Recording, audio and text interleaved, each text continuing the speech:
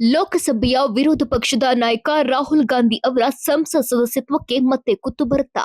BJP ಸಂಸದ ನಿಶಿಕಾಂತ್ ದುಬೆ ಅವರ ಒಂದು ಪತ್ರ ಈಗ ರಾಜಕೀಯ ವಲಯದಲ್ಲಿ ಸಂಚಲನ ಮೂಡಿಸಿದೆ. ಏನಿದು ಹೊಸ ವಿವಾದ? ಇಲ್ಲಿದೆ ಸಂಪೂರ್ಣ ಮಾಹಿತಿ. ಬಿಜೆಪಿ ಸಂಸದ ನಿಶಿಕಾಂತ್ ದುಬೆ ಅವರು ಲೋಕಸಭಾ ಸ್ಪೀಕರ್ ಓಂ ಬಿರ್ಲಾ ಅವರಿಗೆ ಪತ್ರ ಬರೆದಿದ್ದು, ರಾಹುಲ್ ಗಾಂಧಿ ಅವರ ಸದಸ್ಯತ್ವವನ್ನು ತಕ್ಷಣ ರದ್ದುಗೊಳಿಸಬೇಕು ಎಂದು ಆಗ್ರಹಿಸಿದ್ದಾರೆ. ಇದಕ್ಕೆ ಅವರು ನೀಡಿರುವ ಪ್ರಮುಖ ಕಾರಣ ರಾಹುಲ್ ಗಾಂಧಿ ಅವರ ಇತ್ತೀಚಿನ ಅಮೆರಿಕ ಪ್ರವಾಸ.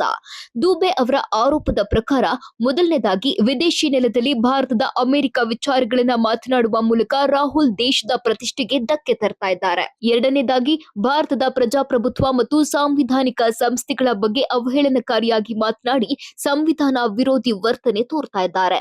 ಮೂರನೇದಾಗಿ ಮೀಸಲಾತಿ ಮತ್ತು ದೇಶದ ಭದ್ರತೆ ಬಗ್ಗೆ ಸುಳ್ಳು ಮಾಹಿತಿ ಹರಡ್ತಿದ್ದಾರೆ ಎಂಬುದು ಬಿಜೆಪಿಯ ಗಂಭೀರ ವಾದ.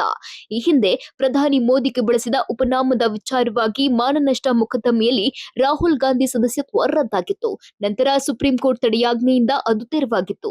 ಈಗ ಮತ್ತೆ ಅದೇ ರೀತಿಯ ಕಾನೂನು ಹೋರಾಟಕ್ಕೆ ಬಿಜೆಪಿ ನಾಂದಿ ಹಾಡಿದೆ. ಆದ್ರೆ ಇದಕ್ಕೆ ಕಾಂಗ್ರೆಸ್ ಸುಮ್ಮನೆ ಕುಳಿತಿಲ್ಲ. ಸರ್ಕಾರದ ವೈಫಲ್ಯಗಳನ್ನ ಪ್ರಶ್ನಿಸುತ್ತಿರುವ ರಾಹುಲ್ ಗಾಂಧಿ ಅವರ ಧ್ವನಿ ಅಡಗಿಸಲು ಬಿಜೆಪಿ ಇಂತಹ ತಂತ್ರ ಮಾಡ್ತಿದೆ ಎಂದು ತಿರುಗೇಟು ನೀಡಿದೆ. ಒಟ್ನಲ್ಲಿ ಈ ದೂರಿನ ಮೇಲೆ ಸ್ಪೀಕರ್ ಓಂ ಬಿರ್ಲಾ ಅವರು ಯಾವ ರೀತಿಯ ಕ್ರಮ ಕೈಗೊಳ್ತಾರೆ ಎಂಬುದು ಈಗ ಇಡೀ ದೇಶದ ಕುತೂಹಲಕ್ಕೆ ಕಾರಣವಾಗಿದೆ.